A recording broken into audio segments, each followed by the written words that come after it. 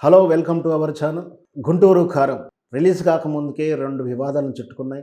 గతంలోనే మనం చెప్పుకున్నాం. ఒక వివాదం ఏంటంటే, ఆ కుర్చీ మడతబెట్టు అనే పాట ఒక ఫేమస్ అయిన డైలాగ్‌ని, బూతు డైలాగ్‌ని పాటగా సైగ రూపంలో డాన్స్‌లేయడాన్ని, అంత పెద్ద స్టార్ హీరో అంటే మహేష్ బాబు లాంటి క్రేజీ ఉన్న హీరో కూడా చౌకబారు డైలాగులతో పాట తీసుకురావడం ఏంటి, త్రివిక్రమ్ లాంటి మంచి పదునైనటువంటి పదాలు రాసేటువంటి త్రివిక్రమ్ శ్రీనివాసరావు సినిమాలో కూడా ఈ బూతు పదాలు అంటే ద్వంద్వార్థాలు ఇది అవసరమా?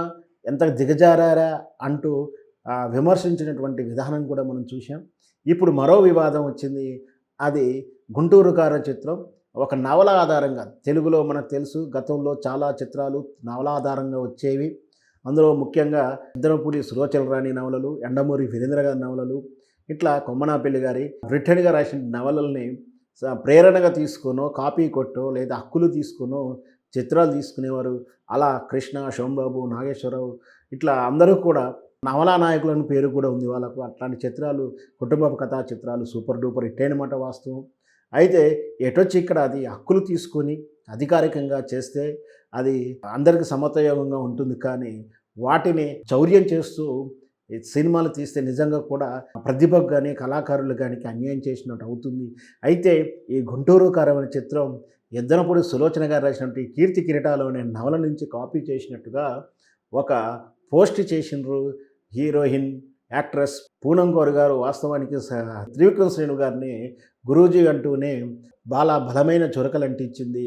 గురూజీకి ఏదైనా సాధ్యమే, కాపీ కొట్టుకోవడం సాధ్యమే, ఆ కాపీని తిప్పికొట్టి దాన్ని మభ్యపెట్టుకోగల నైపుణ్యం కూడా ఉంది, ఆయనకు అన్నీ సాధ్యమంటూ సెటైరికల్‌గా అవమానంగా అతన్ని ట్వీట్ చేసింది.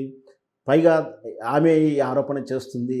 ఇది 'కీర్తి కిరీటాలను' నవలాధారంగా కాపీ కొట్టాడు అని చెప్తుంది.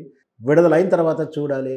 గతంలో కూడా త్రివిక్రమ్ శ్రీనివాసరావు గారు 'అ' అనే చిత్రం తాలూకు వివాదం కూడా ఈ విధంగానే ఉండేది. అది కూడా కాపీ కొట్టాడని చెప్పినప్పుడు సినిమా రిలీజ్ అయిన తర్వాత సారీ చెప్పాడు. ఆ కథను నేను యాజ్ ఇట్ ఈజ్‌గా తీసుకోలేదు. 'అ' అనే చిత్రం పూర్తిగా ఆ పలానా నవల ఆధారంగానే నేను ప్రేరణగా తీసుకున్నాను.